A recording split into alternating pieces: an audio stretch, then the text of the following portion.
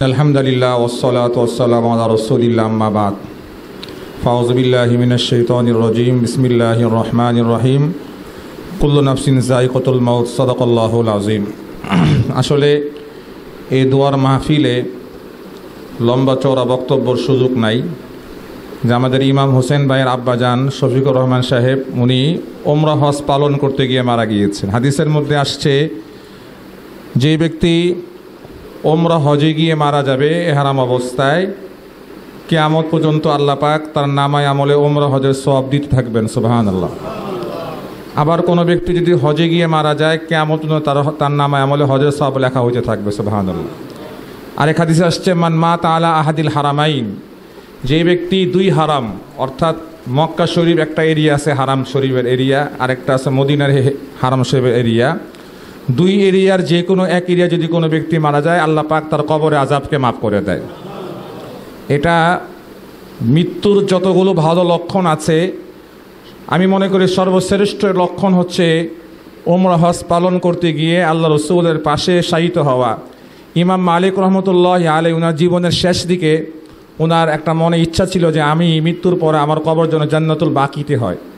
তো এই জন্য উনি এই চিন্তা করতেছে আমার শেষের দিকে ওনার হজ করতে মনে চাচ্ছে, যদি মক্কা থেকে মদিনায় হজে গিয়ে মারা যায় তাহলে তো কিভাবে ওনার কবরটা মক্কায় হয়ে যাবে জান্নাতুল মুআল্লায়। তো উনি এই চিন্তা করতে করতে মানুষ যে চিন্তা করে ঘুমিয়ে পড়ে। স্বপ্নে মুহাম্মদ রাসূলুল্লাহ সাল্লাল্লাহু আলাইহি সাল্লামকে স্বপ্ন দেখছেন। সুবহানাল্লাহ।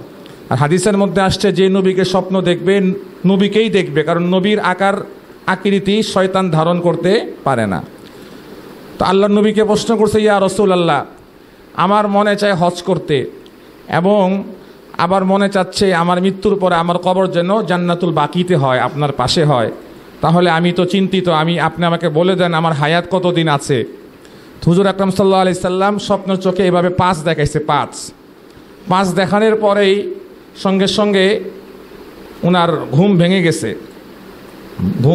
উনি সেই জমানার সংক্ষেপে বলতেছে বিখ্যাত যিনি স্বপ্নের ব্যাখ্যা দেয় আল্লামা সিনি রহমতুল্লাহ আলাইহি ওনার খাদেমকে পাঠাইছে, বলছে আমার কথা বলবা না, বলবা এমন এক ব্যক্তি এই স্বপ্ন দেখছেন।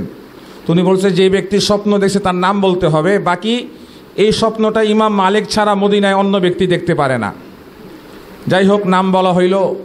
স্বপ্নের ব্যাখ্যায় উনি বলছেন যে আল্লাহর নবী 5 দেখিয়ে 5টা জিনিসের দিকে ইশারা করছেন, কোরআনের একটি আয়াতের দিকে ইশারা করছেন যে 5টা জিনিসের জ্ঞান একমাত্র আল্লাহ ছাড়া কেউ জানে না। আজকে আমরা অনেকেই মনে করি পীর সাহেব গায়েব জানে, মাজারওয়ালা গায়েব জানে। না, 5টা বিষয় নবী জানে না। ইন্নাল্লাহা ইনদাহু ইলমুস সাআ, এই আয়াতের দিকে ওয়া ইউনাজ্জিলুল গায়স ওয়া ইয়ালামু মা ফিল আরহাম ওয়া মা তাদরি নাফসুম মাযা তাকসিবু গাদা ওয়া মা তাদরি নাফসুম বিআইয়ি আরদিন তামুত ইন্নাল্লাহা আলিমুন খাবীর। এই 5টা জিনিস ইশারা করছে যে ইন্নাল্লাহা ইনদাহু ইলমুস সাআ, কিয়ামত কবে একমাত্র আল্লাহ জানে। ওয়া ইউনাজ্জিলুল গায়স, 2 নম্বর বৃষ্টি কবে হবে একমাত্র শিওর আল্লাহ জানে সঠিকভাবে। ওয়া ইয়ালামু মা ফিল আরহাম, বাচ্চা পেটে আছে ছেলে হবে না মেয়ে হবে কে জানে, আল্লাহ জানে। ওয়া মা তাদরি নাফসুম মাযা তাকসিবু গাদা, আগামীকাল আপনি কয় টাকা কামাবেন, কয় টাকা রোজগার করবেন, এটা কে জানে, একমাত্র আল্লাহ জানে। আমরা অনেকেই ব্যবসার জন্য নামাজকে বাদ দিই, ব্যবসার জন্য দোকান বন্ধ করি। না, আপনার কপালে শনিবারে আল্লাহ পাক যেই কয় টাকা লিখছেন, আপনি যত জুতা ক্ষয় করেন আপনি ওই কয় টাকাই পাবেন, এর বেশি আপনি পাবেন না।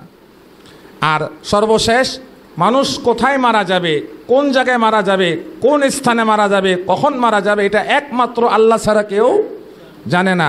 অতএব ইমাম মালিকের মতো ব্যক্তি আশা করছে যে আমার মৃত্যুর পর যেন আমার কবরটা জান্নাতুল বাকিতে হয়। তো ওনার বাবা এই জান্নাতুল বাকিতে মারা গিয়েছেন। এর বিষয়ে ওনার বাবার বিষয়ে আর কিছু বলার রাখে না, এটাই যথেষ্ট। উনি মদিনায় নবীর পাশে শুয়ে আছে। আলহামদুলিল্লাহ।